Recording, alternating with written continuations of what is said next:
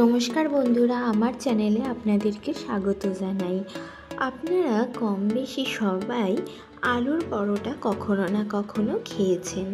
এই আলুর পরোটা খেতে আমরা ভীষণই ভালোবাসি, ব্রেকফাস্টে হোক বা ডিনারে। বাড়িতে আমি কিভাবে আলুর পরোটা বানাই সেটাই আজকে আপনাদের সাথে শেয়ার করব। চলুন দেখে নেওয়া যাক। আলুর পরোটা বানানোর জন্য আমি এখানে অর্ধেক পরিমাণে আটা ও অর্ধেক পরিমাণে ময়দা নিয়েছি।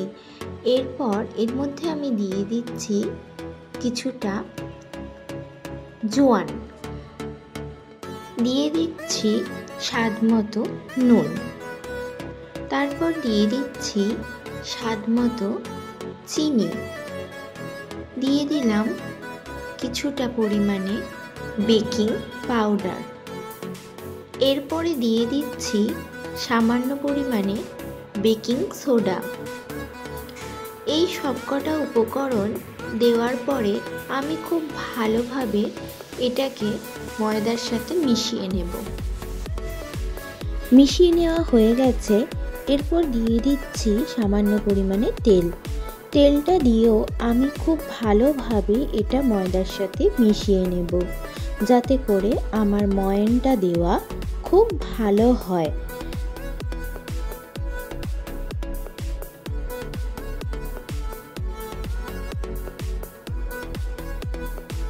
ভালো করে মেশানো হয়ে গেছে। এইবারে আমি অল্প অল্প করে জল দিয়ে ময়দাটাকে খুব ভালোভাবে মেখে নেব।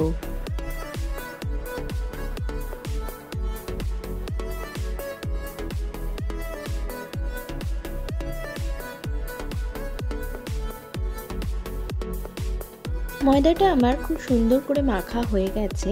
এরপরে আমি একটা ভিজে কিচেন টাওয়েল দিয়ে ময়দাটাকে ঢেকে রাখছি। এরপর আমি আলুর পুরটা তৈরি করে নেব।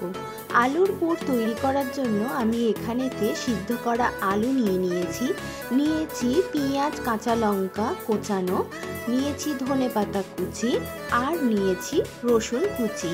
এই সব কিছু আমি ভালো করে নেড়ে নিয়ে আমি একটা আলুর পুর তৈরি করে নিয়েছি। এরপর এর উপরেতে আমি দিয়ে দিচ্ছি ভাজা জিরের গুঁড়ো, দিয়ে আমি এটাকে ভালোভাবে মেখে নিলাম। আটার লেচিটা আমার এখানে কাটা হয়ে গেছে, আর আলুটাকেও আমি সমান ভাগে ভাগ করে এভাবে গোল করে নিই। পুরটা এখানে ময়দার মধ্যে আমার ভরা হয়ে গেছে। এরপরে আমি বেলে নিয়ে সেগুলোকে একটা একটা করে ভেজে নেব, যেমনভাবে ঠিক পরোটা ভাজা হয়। অল্প অল্প সামান্য তেল দিয়ে এখানেতে আমি দুই দিকেই অল্প সামান্য তেল দিয়ে আমি ভেজে নিচ্ছি পরোটাটা খুব ভালোভাবে।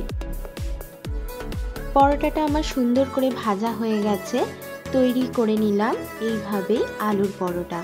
আপনারা কিভাবে বাড়িতে বানান সেটা আমার সাথে শেয়ার করুন। ভিডিওটি ভালো লাগলে একটা লাইক করবেন, ভিডিওটি বন্ধুদের সাথে শেয়ার করবেন, আর আমার চ্যানেলটিকে সাবস্ক্রাইব করে আমার পাশে থাকার অনুরোধ রইল। আজকের মতো এখানেই ভিডিওটা শেষ করছি। টাটা, সবাই ভালো থাকবেন।